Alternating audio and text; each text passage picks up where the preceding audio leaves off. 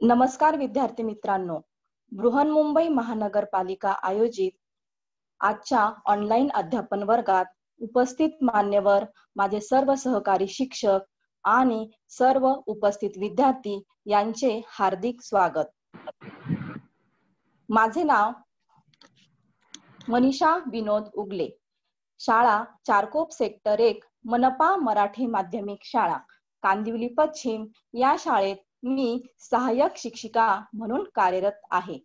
आज आपण इयत्ता 9वी विषय इतिहास प्रकरण क्रमांक 6 महिला व दुर्बल घटकांचे सक्षमीकरण यातील स्त्रियांच्या संदर्भातील कायदे हा उपघटक आज आपण अभ्यासणार आहोत।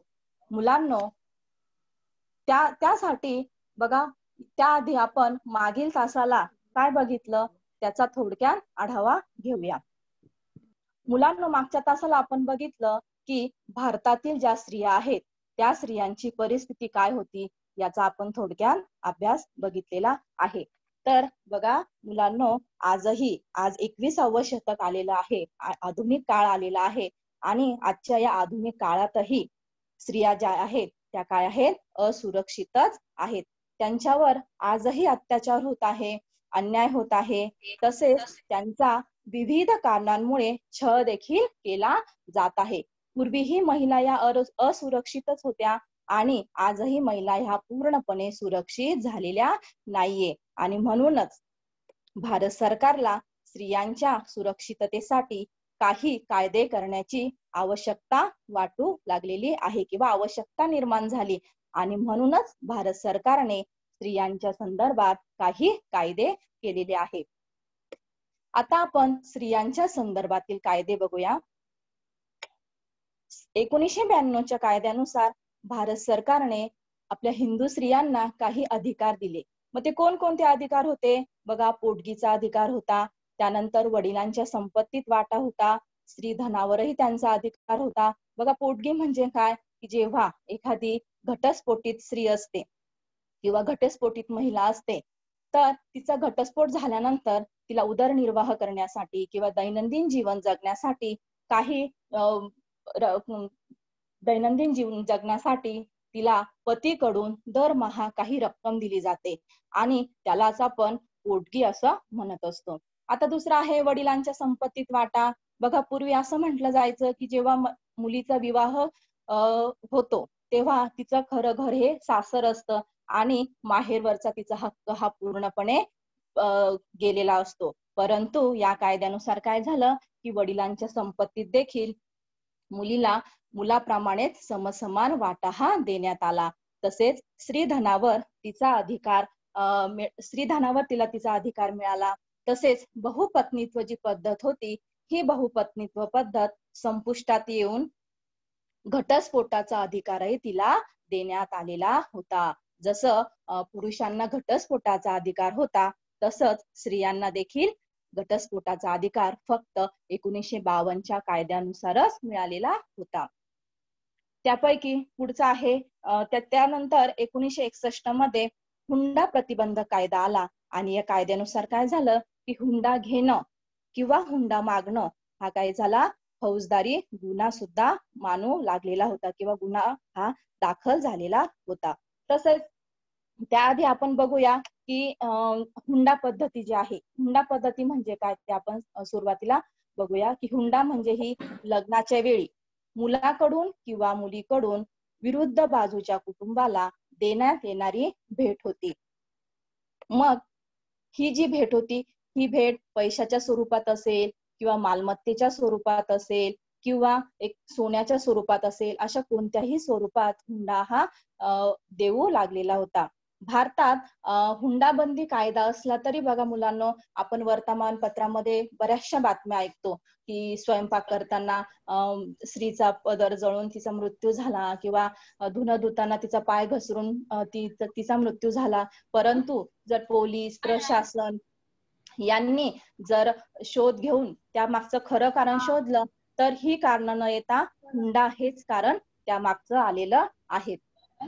तसंच ह्या हुंडा पद्धतीमुळे काय झालं होतं की आत्महत्येचं प्रमाण देखील वाढलेलं होतं आणि तिकडे हो सर्वांना पैसा नसल्यामुळे ते कर्ज घेऊन हुंडा प्रथेमुळे हुंडा प्रथेमुळे ते कर्ज घेऊन हुंडा प्रथेमुळे त्यांना त्यांच्यावर कर्ज हे होत होतं आणि कर्जबाजारीपणामुळे समाजामध्ये बरचसं आत्महत्येचं प्रमाण हे वाढलेलं होतं. आणि म्हणूनच 1984 मध्ये हुंडा बंदी सुधारणा कायदा हा अस्तित्वात आलेला होता. पुढचा जो कायदा आहे तो म्हणजे कौटुंबिक न्यायालय. कौटुंबिक न्यायालयांची स्थापना 1984 मध्ये करण्यात आली. मग या कौटुंबिक या शब्दामध्येच त्याचा अर्थ दडलेला आहे मुलांनो. बघा की कौटुंबिक म्हणजे काय की जर कुटुंबामध्ये ज्या काही समस्या असतील, जे काही प्रश्न असतील, जिथं ते सोडवले जातात त्याला आपण कौटुंबिक न्यायालय असं म्हणत असतो. मग इथे कुटुंबातील ज्या काही समस्या असतील किंवा विवाह संदर्भातील जे काही वादविवाद असतील, सांसारिक समस्या असतील, सांसारिक समस्या म्हणजे कोणत्या, तर पती पत्नी मधील मतभेद किंवा पती पत्नी मधील जे काही गैरसमज असतात आणि त्यातून निर्माण होणारे प्रश्न असतील ते सोडवले जात होते ह्या न्यायालयामध्ये. तसेच पोटगी असेल, एकल पालकत्व असेल, विभक्त राहणं असेल, अपत्यांचं संगोपन व मालकी अशा कुटुंब व्यवस्थेशी निगडीत वाद सोडवण्यासाठी कौटुंबिक न्यायालयांची भूमिका ही प्रमुख होती. आणि मुलांनो या न्यायालयाचं सगळ्यात महत्वाचं वैशिष्ट्य म्हणजे काय होतं माहितीये का, की जसं इतर न्यायालयामध्ये साक्षी, पुरावे, वकील यांची आवश्यकता असायची, परंतु ह्या कौटुंबिक न्यायालयामध्ये साक्षी पुराव्यांना महत्व न देता सामंजस्याला महत्व दिलं गेलं. म्हणजेच काय की दोघांचेही जे काही प्रश्न असायचे किंवा दोघांचेही जे काही वाद असायचे ते सामंजस्याने, समजूतदारपणाने त्यांना समजावून हे वाद सोडवले जात असायचे. आणि इथे वकिलाऐवजी काय होतं, समुपदेशक होतं. समुपदेशक म्हणजेच काय की काउन्सिलिंग करणे, म्हणजेच दोघांचे जे काही वाद आहेत किंवा दोघांच्याही बाजू ऐकून घ्यायच्या आणि त्याच्यातून मध्य साधून किंवा दुवा साधून एक निर्णय घ्यायचा किंवा त्या वादविवादांवर किंवा त्या समस्येवर मार्ग काढायचा, हे या समुपदेशकांमुळे होऊ लागलं. आणि ह्याच कारणामुळे काय झालं की जे वाद होते ते वाद आता कमी होऊ लागलेले होते. म्हणजे जसं इतर न्यायालयांमध्ये साक्षी पुरावे गोळा करता करता किंवा वकील या सर्व गोष्टींमुळे जीवनातील बराचसा काळ जो होता तो वाया जाऊ लागलेला होता. तसंच न्याय कधी मिळेल याची शाश्वती सुद्धा नव्हती. आणि ह्या कौटुंबिक न्यायालयामुळे काय झालेलं होतं की जीवनातील बराचसा काळ हा वाचू लागलेला होता. आणि तसेच त्यांचं जे काही म्हणजे त्यांना न्याय हा लवकर मिळू लागलेला होता, वेगाने मिळू लागलेला होता. त्यांच्या ज्या समस्या होत्या त्या लवकर सुटू लागलेल्या होत्या आणि त्यामुळे कौटुंबिक न्यायालय हे अतिशय महत्वाचं ठरलं गेलेलं होतं. पुढचा आपल्याला बघायचा आहे पोटगी बाबतचा खटला. आता पोटगी बाबतचा खटला हा 1985 मध्ये केला गेला. तर पोटगी म्हणजे काय थोडक्यात बघूया आपण, की एखाद्या विवाहित महिलेला तिच्या नवऱ्याने घटस्फोट दिल्यावर तिच्या उदरनिर्वाहाचं साधन म्हणून तिला दरमहा काही ठराविक रक्कम नवऱ्यानं देणं, यालाच पोटगी असं म्हटलं गेलेलं होतं. पुढचा सर्वात महत्वाचा कायदा म्हणजे सती प्रतिबंधक कायदा. मुलांनो खूप महत्वाचा कायदा आहे हा.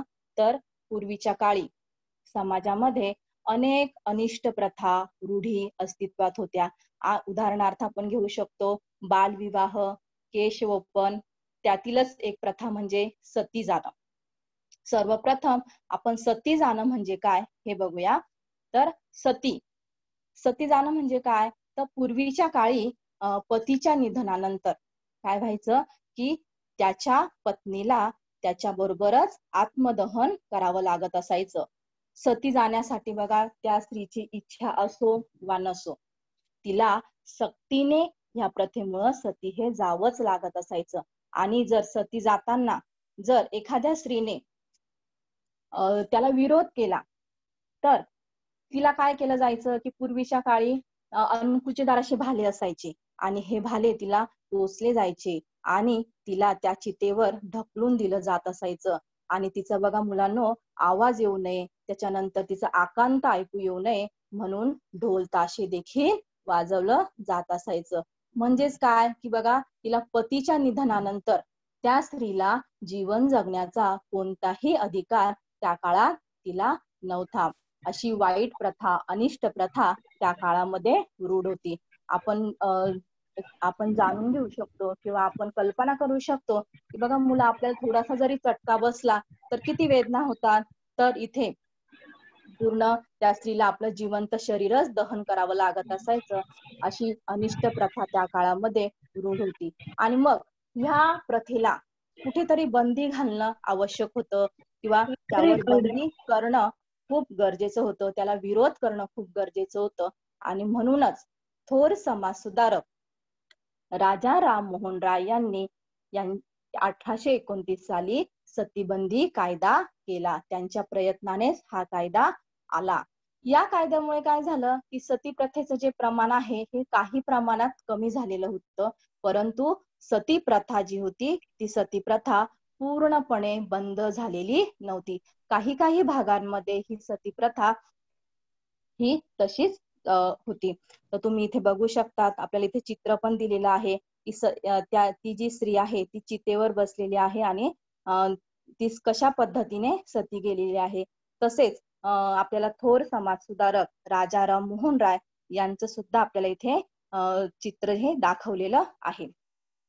आपण या बाबतीत अजून एक उदाहरण घेऊ शकतो, ते म्हणजे बघा आताच 2 वर्षापूर्वी पद्मावत नावाचा चित्रपट प्रदर्शित झाला होता आणि त्यामध्ये चित्तोडगडची राणी जी होती पद्मावती, हिने अल्लाउद्दीन खिलजी यापासून आपल्या अब्रूचं संरक्षण करण्यासाठी काय केलेलं होतं, ती सती गेलेली होती किंवा आपलं स्वतःचं संरक्षण करण्यासाठी ती सती देखील गेलेली होती. आणि ह्या सती प्रथेलाच जोहर असं देखील म्हटलं जात होतं.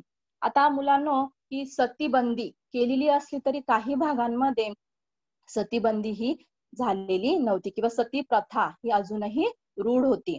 मग असंच एक उदाहरण म्हणजे राजस्थानातील देवरा गावातील रूपकुवर नावाची जी स्त्री होती ती स्त्री 4 सप्टेंबर 1987 रोजी सती गेली होती. पण ही स्त्री स्वइच्छेने किंवा स्वतःच्या इच्छेने सती गेली नव्हती, तर तिला सती जाण्यासाठी प्रवृत्त केलं गेलं होतं, तिला भाग पाडलं गेलेलं होतं. आणि ह्या सर्वच गोष्टी काय होत्या, बेकायदेशीर होत्या आणि याला कुठेतरी विरोध होणं खूप महत्वाचं होतं. आणि म्हणून त्या काळातही काही स्त्री मुक्तीवादी कार्यकर्त्या ज्या होत्या, ह्या कार्यकर्त्यांनी या सती प्रथेला विरोध केला किंवा या बेकायदेशीर गोष्टींना विरोध केला. त्यापैकी काही स्त्रिया म्हणजे बघा मीना मेनन असेल, त्यानंतर गीता सेधू असतील, त्यानंतर बघा सुजाता आनंदन, अनु जोसेफ, कल्पना शर्मा या काही स्त्री मुक्तीवादी कार्यकर्त्या होत्या. त्यांनी आणि पत्रकार यांनी काय केलेलं आहे, या बाबतीत सत्यशोधन केलं आणि ह्या बेकायदेशीर गोष्टींना विरोध केलेला होता. आणि मग काय झालं की ह्या सती प्रथा पूर्ण बंद न झाल्यामुळे कुठेतरी तिला ह्या सती प्रथेला प्रतिबंध घालणं, त्याच्यावर बंधन घालणं किंवा काही कायदे करणं खूप आवश्यक होतं. आणि म्हणूनच आपल्या भारत सरकारने 1988 मध्ये काही कडक तरतुदी केल्या आणि त्यामुळे सती प्रतिबंधक कायदा संमत केला 1988 मध्ये. इथे मुलांना आपण लक्षात ठेवायचं आहे की सतीबंदी जी आहे ती 1829 साली कायदा केला, म्हणजे सतीबंदी कायदा हा 1829 साली झाला. सतीबंदी पूर्ण न झाल्यामुळे किंवा काही भागांमध्ये अजूनही सती प्रथा ही चालूच असल्यामुळे भारत सरकारला काही कडक कायदे करावे लागले आणि म्हणूनच भारत सरकारने 1988 मध्ये सती प्रतिबंधक कायदा केलेला होता. सतीबंदी कायदा आणि सती प्रतिबंधक कायदा यातला फरक आपण इथे लक्षात घेतला पाहिजे. इथे बघा काही ज्या स्त्रिया आहेत स्त्री मुक्तीवादी स्त्रिया त्यांची सुद्धा आपल्याला इथे चित्र जे आहे ते दाखवलेली आहेत. पुढचा जो कायदा आहे तो म्हणजे मानव अधिकार संरक्षण कायदा. हा कायदा 1993 मध्ये करण्यात आला. बघा, या कायद्यामध्ये जसं समाजामध्ये स्त्री आणि पुरुष यांच्यावर अन्याय होत होते, म्हणजे समाजामध्ये स्त्रियांवरही अन्याय होत होता आणि पुरुषांवरही काही प्रमाणात अन्याय हा होत होता. आणि हा अन्याय दूर करण्यासाठी 1993 मध्ये हा कायदा करण्यात आला. मग हा कायदा करण्यासाठी राष्ट्रीय मानवाधिकार आयोगाची स्थापना करण्यात आली आणि काही राज्यांमध्ये याच धर्तीवर राज्य मानवाधिकार आयोग देखील स्थापन झाला. आता राष्ट्रीय मानवाधिकार आयोग हा राष्ट्रीय पातळीवर स्थापन झाला आणि राज्य मानवाधिकार आयोग हा काही राज्यांमध्ये झाला, म्हणून त्याला राज्य मानवाधिकार आयोग असं म्हटलं गेलं. मग या कायद्यामध्ये काय झालं की जो महिलांवर म्हणजे जो सामूहिक अत्याचार होत होता किंवा महिलांची जी सामाजिक स्थिती होती किंवा स्त्रिया व सुरक्षित कार्यस्थळ म्हणजे काय की स्त्रिया जिथे काम करत आहेत किंवा जिथे काही कार्य करत आहेत ते स्थळ किंवा ते ठिकाण स्त्रियांसाठी सुरक्षित आहे का, या सर्व गोष्टींचा या सर्व गोष्टींवर कायद्याने प्रभावी भूमिका बजावली होती. आणि या कायद्यामुळे काय झालं होतं की काही प्रमाणात का होईना हा जो अन्याय होता, हा जो अत्याचार होता, हा अत्याचार कमी होण्यास मदत झालेली होती.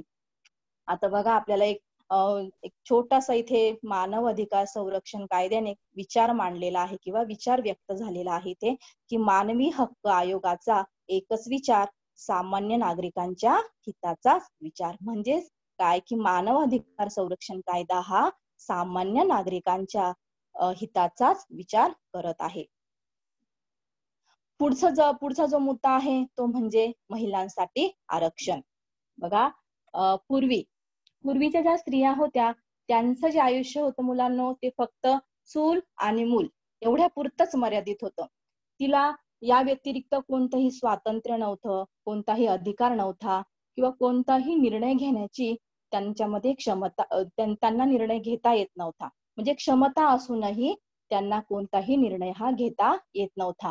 परंतु संविधानामुळे स्त्री पुरुष समानता हे तत्व स्वीकारलं आणि या तत्वामुळे कुठेतरी महिलांना काय मिळालं होतं, स्वातंत्र्य मिळालं होतं, काही त्यांना अधिकार मिळाले होते. मुलांनो, आपण बघा रोज शाळेमध्ये परिपाठाच्या वेळेस संविधान म्हणतो, बरोबर? तर ह्या संविधानामध्ये किंवा ह्या संविधानाचं जे लेखन आहे ते डॉक्टर बाबासाहेब आंबेडकरांनी केलेलं आहे.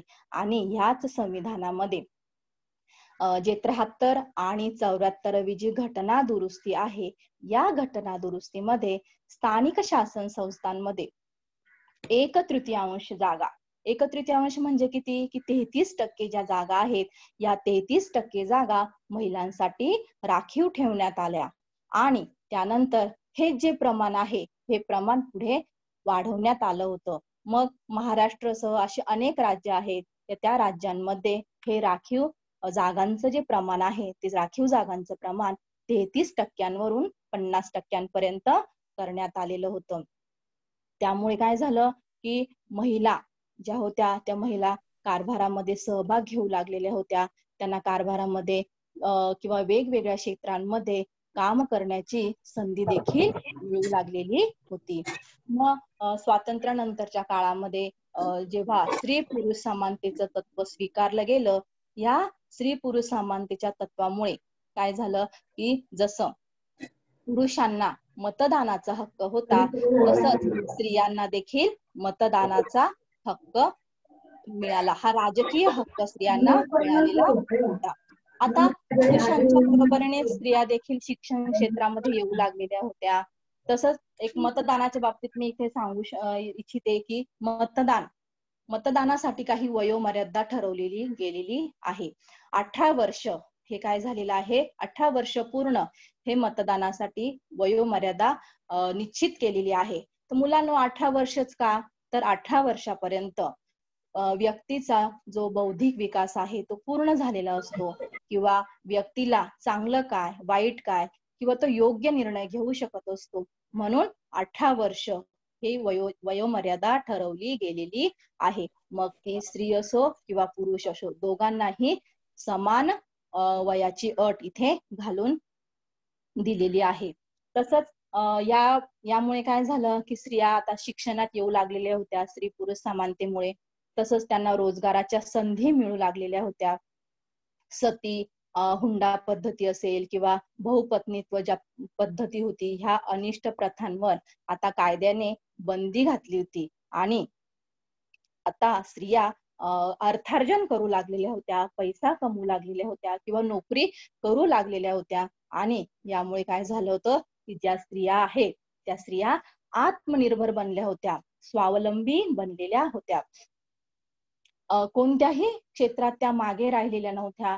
सर्वच क्षेत्रात स्त्रिया या हिरिरीने उत्स्फूर्तपणे भाग घेऊ लागल्या होत्या. मग ते राजकारण असो, शिक्षण क्षेत्र असो किंवा प्रशासन असो, कोणत्याही क्षेत्रामध्ये स्त्री आता मागे राहिलेली नव्हती. आपण उदाहरण सुद्धा बघू शकतो की इंदिरा गांधी असेल, कल्पना चावला असेल, प्रतिभाताई पाटील असतील, किरण बेदी असेल.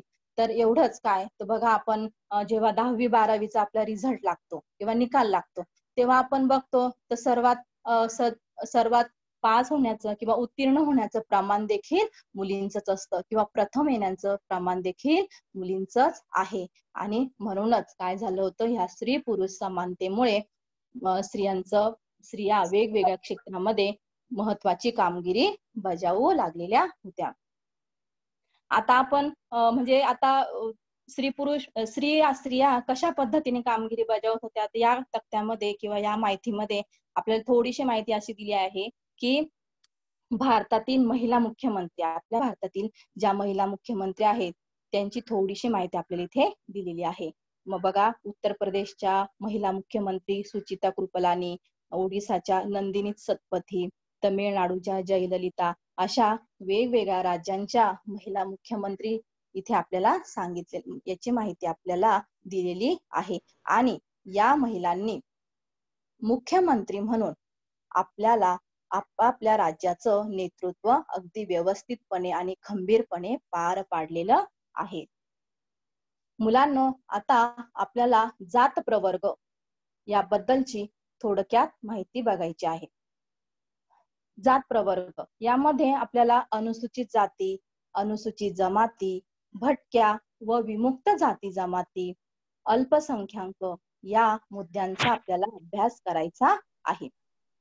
पहिला आहे अनुसूचित जाती. बघा, तर स्वातंत्र्यानंतरच्या काळामध्ये आपल्या संविधानाने स्वातंत्र्य, समता, बंधुता आणि सामाजिक न्याय या मूल्यांचा पुरस्कार केला. म्हणजेच अनुसूचित जातीमध्ये अस्पृश्य समाजाचा समावेश केला. मग या अस्पृश्य समाजाला देखील समाजामध्ये समता, बंधुतेची वागणूक मिळाली पाहिजे किंवा त्यांना देखील सामाजिक न्याय मिळालाच पाहिजे. मग म्हणून संविधानाने समता, बंधुता, सामाजिक न्याय, स्वातंत्र्य या मूल्यांचा पुरस्कार केला. याला अनुसरूनच अस्पृश्यतेच्या रूढीवर कायद्याने बंदी घालण्यात आली आणि संविधानातील 17वा जे अनुच्छेद आहे या अनुच्छेदानुसार अस्पृश्यता ही पूर्णपणे नष्ट करण्यात आली आणि अस्पृश्य वर्गाचा समावेश अनुसूचित जातींमध्ये करण्यात आला. अनुसूचित जातींचा जो मागासलेपणा होता किंवा तो मागासलेपणा कमी व्हावा किंवा त्यांचा विकास व्हावा म्हणून त्यांनाही शिक्षणामध्ये, नोकऱ्यांमध्ये अधिकार देण्यात आले किंवा त्यांनाही या क्षेत्रांमध्ये प्रतिनिधित्व देण्यात आलेलं होतं. पुढचा मुद्दा आहे अनुसूचित जमाती. आता जसं अनुसूचित जातींमध्ये अस्पृश्य समाजाचा समावेश केला आणि त्या अनुसूचित जातींमध्ये अस्पृश्यतेचा समावेश केला आणि अनुसूचित जमातींमध्ये कोणाचा समावेश केला गेला तर आदिवासींचा. मग यामध्ये दुर्गम भागातील राहणारे जे आदिवासी होते या आदिवासी समाजाचा समावेश केला गेला होता. जसे अस्पृश्य समाजाचे प्रश्न होते की नाही, तसेच आदिवासी समाजाचे देखील काही प्रश्न होते. आधुनिक सुधारणांपासून हा जो समाज होता हा समाज दूर राहिलेला होता किंवा अजूनही हा समाज आर्थिक आणि सामाजिक परिस्थितीमध्ये मागासलेला होता. मग आता काय झालं आहे की अलीकडच्या काळामध्ये ह्या आदिवासी जमातींच्या परिस्थितीमध्ये हळूहळू बदल होत चाललेला आहे किंवा हळूहळू सुधारणा देखील होत चाललेल्या आहेत.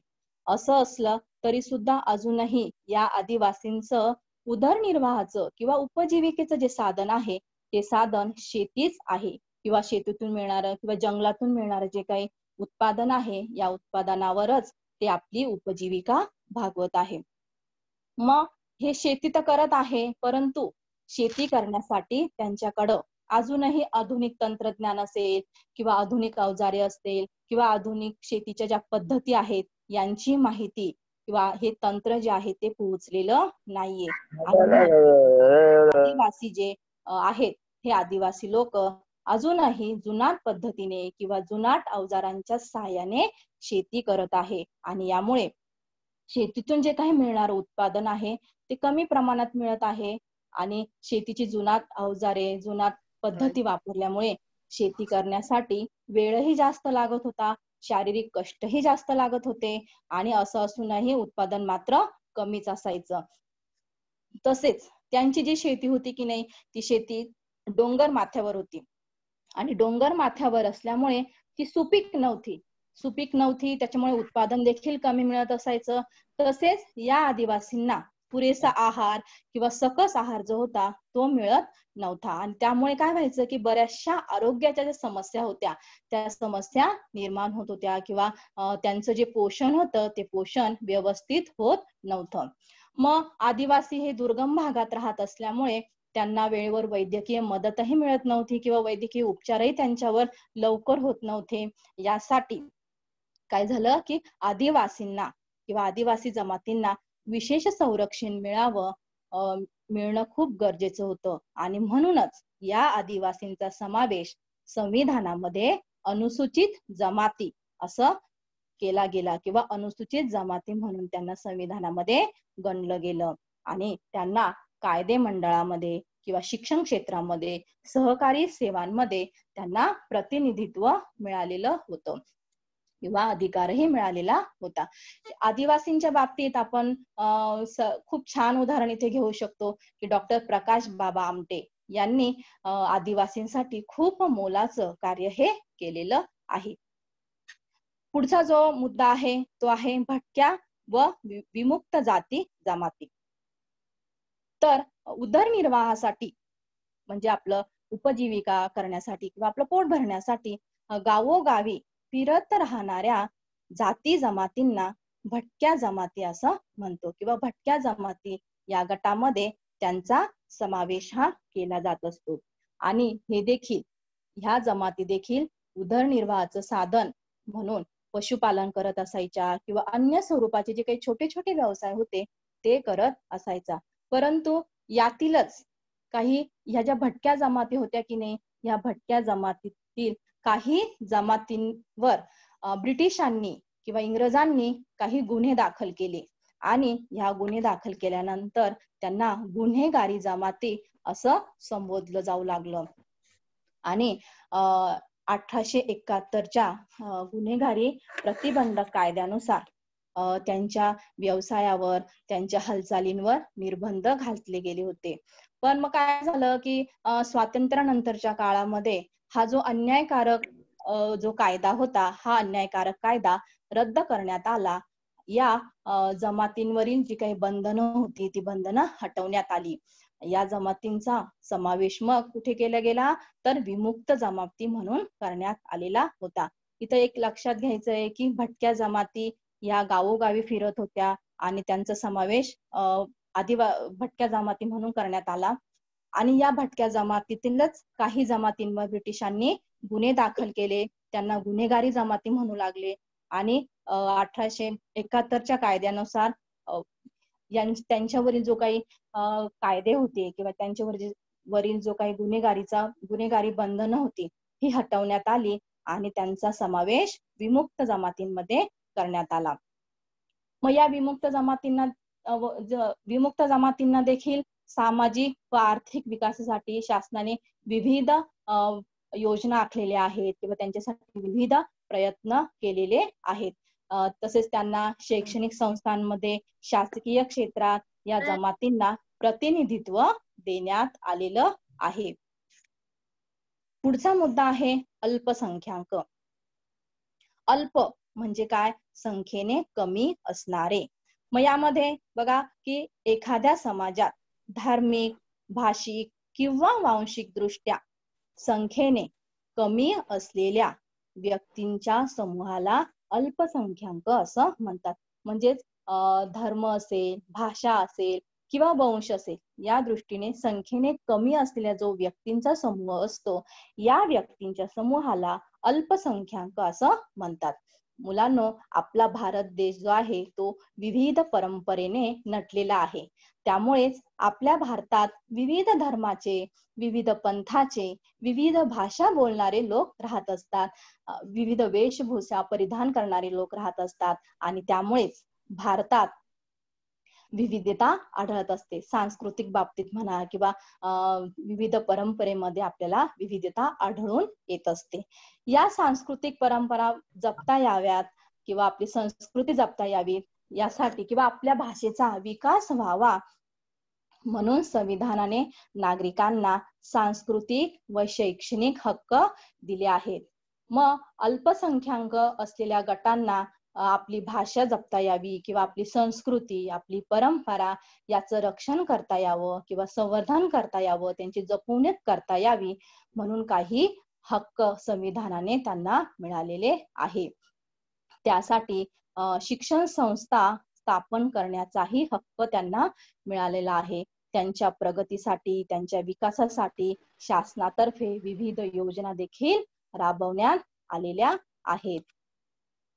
पुढे आपण जात प्रवर्गाचा प्रत्येक धर्मानुसार तक्ता दिलेला आहे. यामध्ये बघा हिंदू, मुसलमान, ख्रिश्चन, शीख, जैन, बौद्ध, पारशी असे धर्म दिलेले आहेत आणि त्यानुसार त्यांची जी काही आपण बघितलं अनुसूचित जाती, अनुसूचित जमाती, इतर मागासवर्ग, इतर अशी टक्केवारी दिलेली आहे. आपण फक्त हिंदू धर्माची माहिती बघूया. बघा की 22.2 हे जे प्रमाण आहे हे अनुसूचित जातींचं आहे. त्यानंतर अनुसूचित जमाती 9.1%, इतर मागासवर्ग 42.8, इतर जे आहेत ते 26. अशा प्रकारे हिंदू धर्माची पूर्ण 100% जे टक्केवारी आहे ती इथे आपल्याला दिलेली आहे. अशा प्रकारे मुलांनो, आज आपण स्त्रियांच्या संदर्भातील कायदे, सती प्रतिबंधक कायदा, हुंडा प्रतिबंधक कायदा, त्यानंतर महिलांच्या सुरक्षिततेबाबतचा कायदा, तसेच आपण जात प्रवर्ग देखील बघितले. यामध्ये आपण बघितलं अनुसूचित जाती असतील, अनुसूचित जमाती असतील, भटक्या व विमुक्त जाती असतील, अल्पसंख्याक असतील, या सर्व मुद्द्यांचा आपण अभ्यास केलेला आहे.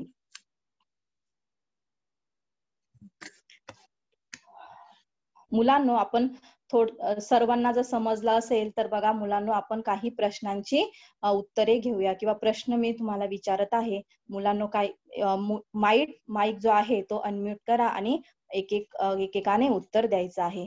बघा, माझा पहिला प्रश्न आहे, भारत सरकारने स्त्रियांच्या संदर्भामध्ये कोणते कायदे केले? त्यांची